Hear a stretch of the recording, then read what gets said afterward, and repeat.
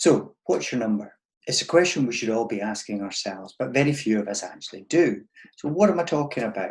What I'm talking about is the amount of money that we need to have saved within our cash accounts, our investments, our pensions, other assets that we have to be able to fund our lifestyle both now and into the future.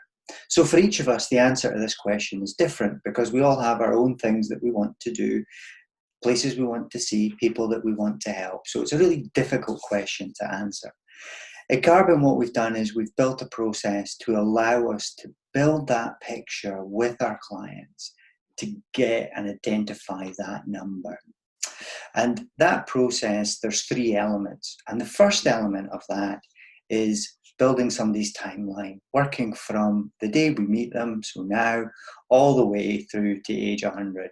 Now, we're not saying that everybody's going to get to age 100, but we think that's a reasonable timeline to build around. We then need to think a little bit about, well, what's actually going to happen? What are the things you want to do, where you're going to go? And the initial examples that I've used here around the kids and some help there, of course, that may or may not be the case with yourself. All the timelines that we build with clients are bespoke to that actual client. But the point of retirement is a common one. Now, for some, that'll be a line in the sand. For others, it might be a staged retirement, so 4 days a week to 3 days a week to 2 days a week retirement. For quite a few of our business owners, they may never see themselves fully retiring, maybe just simply taking a step back from the business and creating more free time so they can do all the stuff and the fun stuff that they want to do. However that retirement looks for you, we can factor that in and build a plan around that. Once we get to that point, we then need to think about, well, how are we actually going to spend our time in retirement? And again, the examples that I've used here are around travel, because that's typically what we see a lot of our clients doing. But it doesn't need to be around travel. It could be further help to the kids. You might want to help them get further up the property ladder when grandkids arrive. You may want to do things to your own home. You may want to buy a timeshare, buy a holiday home, buy a nice car, buy a boat, whatever it might be. The important things is to actually spend a little bit of time just thinking about how you might spend your time and the things that you want to do. Now, for me personally, it's spent in that picture behind me. I love being in the mountains, and a lot of my time is populated with spending in the mountains. But as I say, the important thing is just to spend a little bit of time identifying what that might be and how you're going to spend your retirement. There then comes a point in time where our health will start to fail and we'll start to slow down. Maybe our mobility starts to get a bit less and we're not able to quite do everything that we once were. And at that point, the chances are our expenditure will start to tail off a little bit.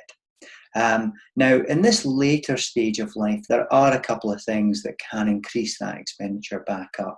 One of those would be care costs. And again, that's something that we can factor into this planning piece. So it's really about trying to understand the point in your lifestyle where you'll have more free time and ensuring that you've got the money to do the things you want to do when you're still fit and healthy. And that leads us on to the second part of this analysis that we do.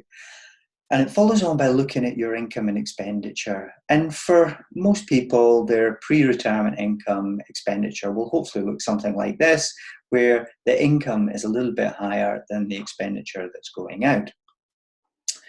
And then once you move into retirement, people will accept that their income will be a little bit lower than what it was while they were working. And some will automatically think that their expenditure will follow suit. However, our experience is the exact opposite.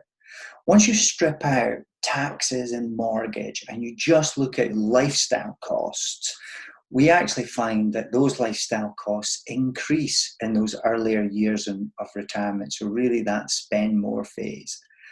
And that's because if we think about it, you've got more free time. You can go out and you can have more coffees, you can go for nice lunches, you can go for long weekends, you've got more time to do a bit of travel. All that adds up and creates a spike in expenditure. So The planning that we do looks at seeing, can we use some of the surplus from earlier years, some of the savings that you have, any other assets that you might be able to use? Can we use that to fund that extra expenditure? And this takes us on to the third and final part of the planning we do. And it's effectively looking at what is X. So what is your number? That's what we're getting at. Now, if we know what that red profile is, so we know what your expenditure profile is, we can work out what X needs to be. From that, we can then compare it with where you are. Now, if, as in this example, it's slightly below where we need to be, we can then put a plan in place to help you fund towards the X. So get from A to B so that you can have all the fun that you want to have. For some of our business owner clients, this might be looking at, well, business is valued at Y, but we need it to be X. So again, we can give them what that number is. They can take that away, create a business plan to generate that additional value. Or it might be a combination. We might try and extract some value from the business as we go and fund it in a number of different ways. But for some clients, when we see them, they actually are already there. So we identify what they need, we relate it to where they are, and then we find out, actually, you're already there.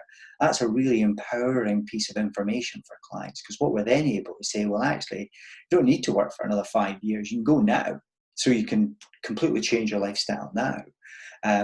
Or you can spend more. You can have an even better lifestyle than what you were originally planning. That's a really powerful message to be able to pass to our clients. Now, once we get to retirement, it's then about how do we use this wealth and how do you enjoy it? For most people, when they come to a financial institution, they'll expect a line going bottom left to top right. Now, that might be nice, but actually it's meaning that there's a whole lot of fun that you're missing out on than you could have had. The people that are benefiting from that are the kids. So the kids' inheritance has got a bit bigger, so maybe they're getting a little bit more excited. The tax man's loving you because your estate's now still nice and healthy, so there's maybe some tax to be paid when you both pass away. What you don't want to happen, though, is the money to run out before you do. That's not a good place to be. Ideally, you want this controlled accumulation where you're enjoying your lifestyle, you're doing all the fun stuff that you want to do, but you may also be helping people that you want to help. So again, I mentioned maybe helping the kids. That's where we see a lot of help provided. There may be some charity, local community projects that you wish to support that are dear and passionate to you. Our whole process is there to give you confidence and give you peace of mind that you can do all the things you want to do, support and help the people, the projects, the communities that you want to help, and effectively get the most from your lifestyle. Because when you get to that latter point in life, we want all of our clients to be looking back thinking, I've done everything that I want to do. I don't have any regrets. We've had a good life. And that there is only driven by peace of mind and the ability for you to spend and enjoy the wealth that you've created with our help along the way. And that's Carbon's planning process in a nutshell.